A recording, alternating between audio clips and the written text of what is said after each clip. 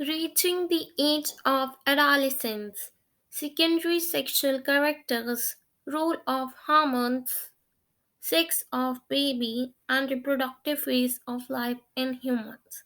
So जैसे कि हमने लास्ट वीडियो में पढ़ा ही था changes during puberty, we will continue the same chapter with secondary sexual characters. So let's start our chapter. As we all know, the main reproductive organ in both male and female is testis and ovaries respectively.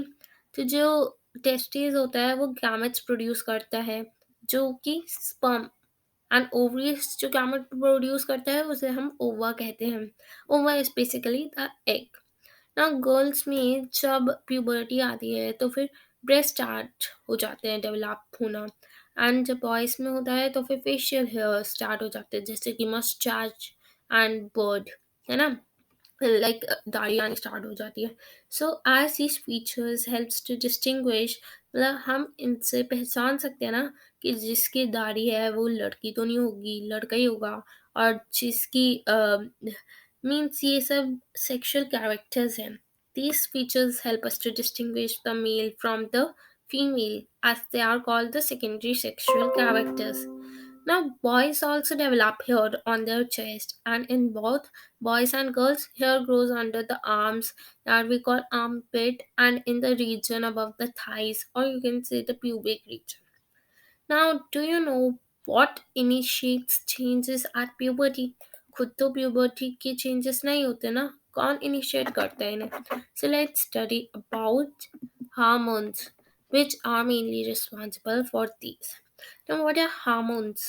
Hormones are chemical secretions which are produced from endocrine glands, or you can basically say endocrine system. Now these changes which occur at adolescence, जो भी changes होते हैं ये सब hormones ही control करते हैं। और जो मेल हार्मोन यानी कि टेस्टोस्टेरोन होता है वो रिलीज होना स्टार्ट हो जाता है बाय द टेस्टिस। टेस्टिस दोबारा रिमेंबर कर लो, रिप्रोडक्टिव ऑर्गन इन मेन। तो मेन में जो हार्मोन रिलीज होता है वो होता है testosterone at the onset of puberty. और इसी से ही बॉयज़ के अंदर चेंजेस आते हैं जो अभी अभी हमने पढ़े, जैसे कि बर्ड आना, मस्चाश आना, these all are facial hair. Okay, and in female hormone is known as estrogen. This is produce through which organ? Ovaries. Now estrogen से ही हमारी ब्रेस्ट डेवलप होती है, और जो मिल्क सिक्रेटिंग ग्लैंड्स होते हैं या फिर मैमरी ग्लैंड्स वो ब्रेस्ट के अंदर डेवलप होने स्टार्ट हो जाते हैं। जो प्रोडक्शन होता है इन हार्मोन्स का, ये एक दूसरे हार्मोन के कंट्रोल में होता है जो एक एंडोक्रिन ग्लैंड से सीक्रेट होता है, और वो एंडोक्रिन ग्लैंड है पिट्यूटरी ग्लैंड। नाउ अभी हम पढ़ते हैं रोल ऑफ हार्मोन्स के बारे में। So there is a huge role of hormones in our day to day life.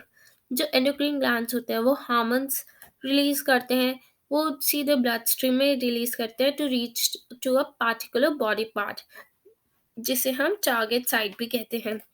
Now एक पार्टिकुलर बॉडी पार्ट, हम एक स्पेसिफिक बॉडी पार्ट क्यों नहीं कह रहे? दैट इज बिकॉज अलग अलग हार्मोन्स अलग अलग बॉडी पार्ट्स में जाते हैं, so we can say specific body part, so that's why we call it target site. ना टारगेट साइट पे जब एक हार्मोन आता है तो टारगेट साइट भी उस हार्मोन को रिस्पॉन्ड करती है। बहुत सारे एंडोक्रिन ग्लैंड्स होते हैं और ductless glands. Now why do we say endocrine glands, ductless glands? This is because we have studied that these do not release their secretions through drug. So now you have understood about endocrine glands. Now you know that the testes and ovaries secrete sex hormones. Now you have just learned that these hormones are responsible for the male and female secondary sexual characters, और उसके आगे जो sex hormones होते हैं वो control में होते हैं हार्मोन्स के जो पिट्यूटरी ग्लैंड रिलीज करता है। और जो पिट्यूटरी ग्लैंड होता है वो बहुत सारे हार्मोन्स रिलीज करता है, और इसमें से एक ओवा मैच्योर कर देता है in the ovaries and sperms form in testes. Now, as you can see this diagram here, hormones from pituitary stimulates testes and ovaries to release testosterone in male and estrogen in female. ना oestrogen mail में नहीं आ सकता है और testosterone female में नहीं आ सकता है, क्योंकि मेल का रिप्रोडक्टिव सिस्टम अलग होता है और फीमेल का रिप्रोडक्टिव सिस्टम अलग होता है. So it is different. Now hormones release होते हैं directly in the blood stream और फिर बॉडी पार्ट्स यानी कि टारगेट साइट में को रीच करते हैं, और फिर वो टारगेट साइट स्टिमुलेट करती है उन चेंजेस को at the onset of puberty. Now let's study about the reproductive phase of life in humans. Now, you know that adolescents become capable of reproduction. So, when their testes and ovaries begin to produce gametes, now which were the gametes? Let me recall that those gametes were: testes was the reproductive organ in men, and ovaries was the reproductive organ in female, and testes produce sperm, that is a gamete, and ovaries produce ova, that is also a gamete. So male gamete is sperm and female gamete is ova. Now the capacity for maturation, जो capacity होती है maturation की और production की gametes की, वो ऐसा नहीं है कि तुम अगर एडोलेसेंट हो बस 11 to 18 ईयर्स के लिए, तो उसके बाद फिर ख़त्म हो जाएगी. You can still reproduce after that. It last for a much longer time in males than in females. Now females में जो रिप्रोडक्टिव फेज ऑफ लाइफ होता है वो 10 to 12 ईयर्स में स्टार्ट हो जाता है एट प्यूबर्टी और लास्ट करता है अप्रॉक्सीमेटली 45 से 50 ईयर्स तक वो लास्ट करता है. अब जो ओवा होता है वो मेच्योर होना स्टार्ट हो जाता है with the onset of puberty, और जब एक ओव्यूम मेच्योर हो जाता है वो एक ओवरी से रिलीज होता है once in about 28 to 30 days. ना इसी पीरियड में जो वॉल होती है यूटिरस की वो बहुत थिक हो जाती है, क्योंकि उसे पता होता है उसके पास एग आने वाला है. तो जब अगर वो फर्टिलाइज हो जाता है वो एग, तो वो डेवलप होना स्टार्ट हो जाता है and this results in pregnancy. Now if fertilization नहीं होती तो फिर उस केस में क्या होता है? तो उस केस में जो थिकन लाइनिंग होती है यूटेरस की अपनी ब्लड वेसल्स के साथ पूरी शेयर ऑफ हो जाती है, और इसी वजह से वुमेन में ब्लीडिंग होती है which is called menstruation. Menstruation. Okay, now menstruation occurs once in about 28 to 30 days. The first menstrual flow, मतलब जो फर्स्ट होता है एट प्यूबर्टी, उसे हम मेनार्की कहते हैं. एंड एट 45 to 50 ईयर्स जब वो साइकिल स्टॉप हो जाती है मेंस्ट्रुअल साइकिल, तो उसके stoppage of menstruation is termed as menopause.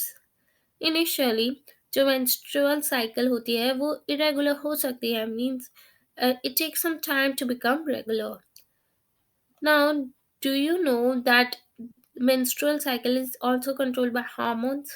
जो जो साइकिल होती है वो एक पहले एक एग मेच्योर होता है, फिर वो रिलीज होता है, फिर वो यूटेराइन वॉल को थिकन करता है, और फिर उसके ब्रेकडाउन होता है अगर प्रेगनेंसी नहीं होती. अब इन केस जो फर्टिलाइज हो जाता है एग, तो फिर क्या होता है, वो डिवाइड होना स्टार्ट हो जाता है और फिर वो यूटेरस में आता है for further development. Now, do you know how is the sex of baby determined? So this we will learn with the help of one chart, and you can say one diagram. Now, you can see this diagram. So as you can see, the sex of the baby is determined by men and women. Now, how is it? So let's start. Inside the fertilized egg या फिर कह लो zygote, zygote के अंदर एक instruction होती है जिससे कि सेक्स पता चलता है. तो इसी ये इंस्ट्रक्शन जो होती है वो थ्रेड लाइक स्ट्रक्चर में प्रेजेंट होती है. उन थ्रेड लाइक स्ट्रक्चर को हम क्रोमोसोम कहते हैं. जैसा कि हम पहले से ही जानते हैं कि हर ह्यूमन बीइंग में 23 पेयर्स ऑफ क्रोमोसोम्स होते ही हैं अपने न्यूक्लियाई में. तो उनमें से टू क्रोमोसोम्स जो होते हैं वो सेक्स क्रोमोसोम्स होते हैं, जिनका नाम होता है एक्स एंड वाई. अब फीमेल में दोनों एक्स होते हैं, means X and X. Y male में एक एक्स होता है और एक वाई क्रोमोसोम होता है. So as you can see, female में दोनों एक्स होते हैं और मेल में एक एक्स होता है और एक वाई होता है. नाउ द गैमेट, जो एग और स्पर्म थे वो उनके पास बस एक ही सेट होता है क्रोमोसोम का। सो द अनफर्टिलाइज्ड एग, जो अनफर्टिलाइज्ड एग होता है उसके अंदर हमेशा एक एक्स क्रोमोसोम होता है। But sperm are of two kinds. पहला काइंड होता है एक्स क्रोमोसोम और दूसरा काइंड होता है वाई क्रोमोसोम। तो जब एक स्पर्म जिसके अंदर एक्स क्रोमोसोम है वो अगर एग को फर्टिलाइज करता है then it will develop into a female child. But when the sperm contributes a Y chromosome to the egg, then it will develop a girl child, and the zygote would develop into a male child. Means जब x x होगा तो फिर girl होगी and X Y में boy होता है। सो mail में एक एक्स और वाई होता है और फीमेल में दोनों एक्स होते हैं। Like you can see here in this diagram x y x x. So when it is x x it's written daughter, x y it's written son, x x it's written daughter, and again x y it's written son. Now, I hope you have understood all this and now you're clear with the concept. If you like the video, kindly subscribe my channel and to press the like button, comment, share, and thanks for watching. A lot of thanks.